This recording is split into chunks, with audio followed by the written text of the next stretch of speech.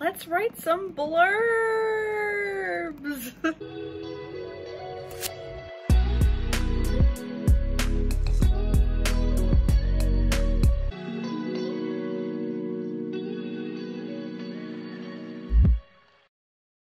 Hey guys, it's Allison. I write under the pen name A.G.M. Campbell, or at least I will this fall when I publish for the first time. And today I'm really excited about this video topic. I'm going to be talking about blurb writing. And if you don't know what a blurb is, it's basically whatever it says on the back of a book. So like, it's like a really short summary of everything that happens in the book, and it's like a hook that is there to pull you in as a reader. And so it's very important because that's the second thing that a potential reader will look at. First, they'll look at the cover, and second, they will look at the blurb to see what the book is about. So if they get past stage 1 and they're not already like, oh, I need this, then number 2, the hook, the blurb, should do the trick. So first of all, I have to write a blurb for book 1 in my series, the first one that I'm going to be publishing this fall. And what I decided to do was look at some young adult books, fantasy and some not fantasy, just to have a nice variety, just to see what all is in a blurb and how they've been written in the past, to see like what I like and how I want to write mine. So I looked at several books. I have 4 that I'm going to read to you what it says on the back. And on purpose, I didn't choose any sequels because since this is book 1 in a series, I want to get into like a fresh new story. With sequels, it's probably a different thing because you're kind of assuming that the reader has probably read the first book, but well, you know, that'll be a whole different video, probably, where I'll have to look at actual sequels. So first I have the Princess Diaries, which I mentioned in my last video. This is my copy of book 1, which as you can see is pretty beat up and well loved because I've read it several times. It is not fantasy at all. But I'm going to read the back of it. It's very short and snarky and I love this style. Okay, so it says, Mia Thermopolis is pretty sure there's nothing worse than being a 5'9", flat-chested freshman who also happens to be flunking algebra. Is she ever in for a surprise? First, Mom announces that she's dating Mia's algebra teacher. Then Dad has to go and reveal that he is the Crown Prince of Genovia. And guess who still doesn't have a date for the cultural diversity dance? So, I like a lot of what this is doing. It captures... having read this, I know that it captures the snarky, sarcastic voice of the main character, the speaker, without going into first person. It also focuses on the main character. It only mentions other characters if they're important to the inciting incident or just the overall conflict. And it's very short and to the point, which I also like. So that's book number 1. Book number 2 is one that I haven't read yet, but I think this is a pretty good one. It's a book called Tantalize. And it says, Quincy Morris has never felt more alone. Her hybrid werewolf first love is threatening to leave her forever. And just as she and her uncle are about to unveil Austin's first vampire-themed restaurant, their chef's brutal murder leaves Quincy scrambling to transform fresh-faced Henry Johnson into a culinary Dark Lord in time for opening night. But there's more than meets the eye to this new hire, and Quincy is about to learn a whole lot about love, ... and blood. Now, I love this because, again, it's short. Most blurbs are pretty short. And once again, it focuses mostly on the main character, but it also mentions these other characters that are important to the main conflict and situation that is going on. I really like the concise language, like the phrase hybrid werewolf first love. It really packs a lot into one little phrase, and you get a picture of who the character is without, you know, having paragraphs to describe him. It also, just like the buzzword brutal to describe the murder, it makes you wonder, oh, it's not just any murder, it's a brutal murder, and it makes you think of like violence and scandal. Anyways, it really worked for me. It pulled me in. And I just think it's a really fun premise. Vampire-themed restaurant. I mean, who's heard of that? That's genius.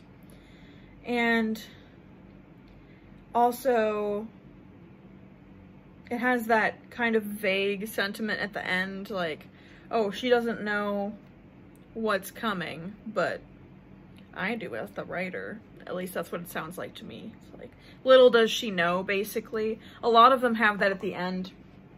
And the other one had a question. That's another classic tool to use at the end. But yeah, like what will happen. But in this case, it was guess who doesn't have a date. So there are different ways to do it. Next, I will do Inner Demons by Sarah Cannon, who, if you watch a lot of AuthorTube videos, you've probably heard of Sarah Cannon. This copy is signed by her, no big deal. Anyways. Oh, you know, I just realized I lied to you because this is a sequel, actually. But I think the blurb on the back doesn't make it sound like it is necessarily. It's, that's because it's book 2, so it's still kind of setting the stage since there are many, many books in this series. Let's just get into it. Harper Madison is willing to do whatever it takes to get answers about the disappearance of her mother and about her own strange powers, even if it means joining the Demons Cheerleading Squad, a secret training ground for witches. The training opens up a new world for Harper. It's a world of beauty and magic beyond her wildest dreams, but it's also a world of sinister expectations. A world where every secret hides an even darker secret. Again, short but sweet. Focuses on the main character. This one actually doesn't specifically mention any other characters. It just mentions the disappearance of her mother, which raises some questions. If you haven't read book 1, but if you have, then you already know about that. And just the way that it vaguely mentions this world of magic that is going to be important to the story, and it also just gets right to the point about what she's dealing with this cheerleading squad that is also a secret training ground for witches, which honestly I think is a really good hook because that's another unique storyline for sure. So yeah, look at how short it is. It doesn't have to be long. I think most are like between 100 and 200 words, but I'll count these and let you know how long they are just so we know for these examples. Next we have City of Bones by Cassandra Clare. It's the first book in the Mortal Instruments series. For those of you who haven't heard of it, it's very, very popular. There's been a movie based off of this and now a TV show. And I'm a big fan personally. So this is what it says. When Clary Frey heads out to the Pandemonium Club in New York City, she hardly expects to witness a murder, much less a murder committed by 3 teenagers covered with odd markings. This is Clary's first meeting with the Shadowhunters, warriors dedicated to ridding the earth of demons and keeping the odd werewolves and vampires in line. It's also her first meeting with gorgeous golden-haired Jace. Within 24 hours, Clary is pulled into Jace's world with a vengeance when her mother disappears and Clary herself is attacked by a demon. But why would demons be interested in an ordinary mundane like Clary? And how did she suddenly get the sight? The Shadowhunters would like to know... ... I think this one is very good because it uses basically all of the classic tools in a blurb.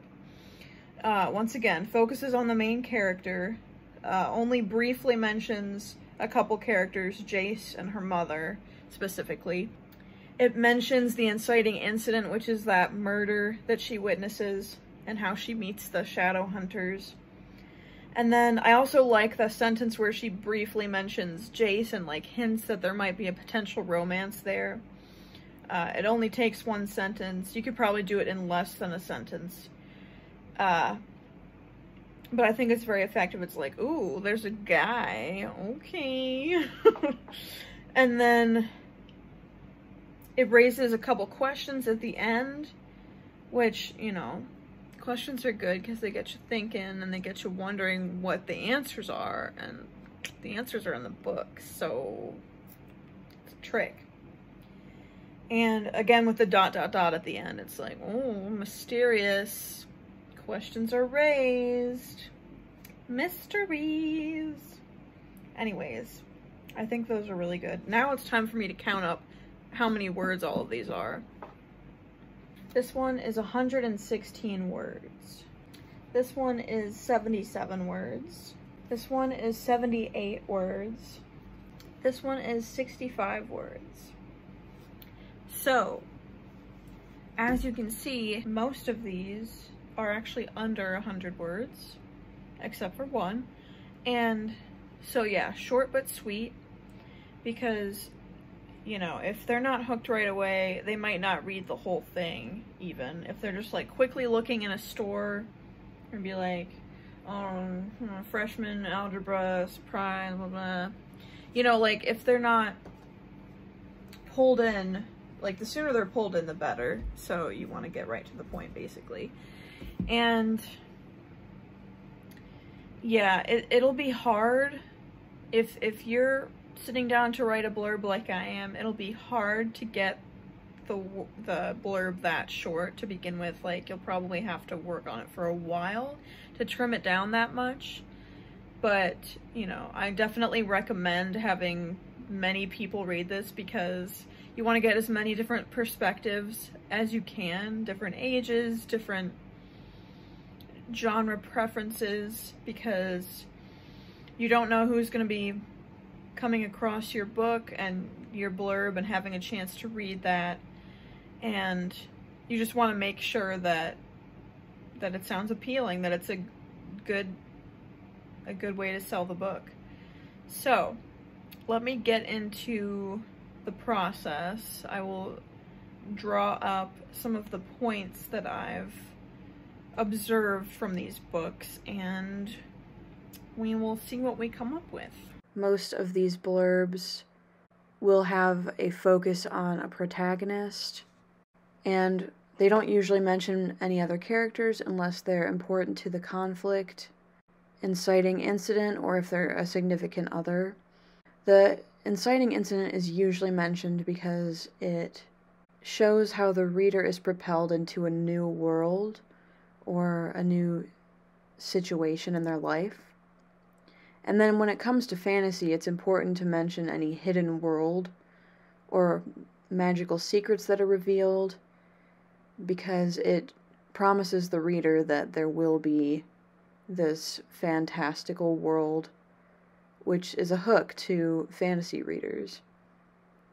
And then I enjoyed how a couple of these books did hint at a potential romance by mentioning a significant other or a potential significant other, because readers who enjoy romance, like me, will be hooked by that. And then, like I mentioned, it's important to mention the conflict that the protagonist is facing, because it raises the stakes, and, I mean, it is the reason for the story, after all. Some blurbs ask questions at the end to kind of leave the reader hanging and wanting to know more. And I thought it was also effective how in the Princess Diaries blurb it incorporated the voice of the main character. It wasn't written in first person, although I have seen blurbs written in first person. But I think that's very effective because it lets the reader know what the novel is going to be like and who the audience is. It's also important for a blurb to be concise and to the point, because you don't want to be super wordy, because the reader needs to be hooked as soon as possible. Blurbs are usually 100 to 200 words, maybe even shorter, because readers don't want to sit around reading the backs of books all day when they could be reading the inside of the book. Also, a few of these include little do they know language, which is not required, but it's a way to hint at the conflict that the character will face in a sort of abstract way, like it's coming directly from the author almost. And it's mostly just a stylistic choice, in my opinion. As is the use of buzzwords like saying a brutal murder rather than just regular murder, so that the reader will be intrigued about what exactly goes down in the story. And then, of course, most blurbs do hint at, or say outright, how the protagonist feels about this conflict they're facing, just so that the reader can relate to them more and so that they can learn a little bit more about the main character before getting into the story. So those are the points that I came up with looking over these blurbs, but I'm sure there are many more out there if you do some digging. Thank you guys so much for watching this video. I really hope that it's helpful for many people and also hopefully interesting to those of you who are not writers and just want to know about the writer's process. And I personally found it really interesting to make this video because I think I learned a lot about writing blurbs by doing this. So I think it was a really good, effective exercise, and I really hope I'm not the only one to get things out of this. If you enjoyed the video and you want to see more like this, please do leave a like on the video. It helps my channel so much because it is a small channel and I would love to watch it grow. And also subscribe if you want to see me again and if you want to hear me talk about other writerly things. If you have suggestions for future videos, do leave a comment down below. I would love to hear from you. And let me know if you have any questions. Let me know if your process is different for writing blurbs. And I hope to see you in the next one. Bye!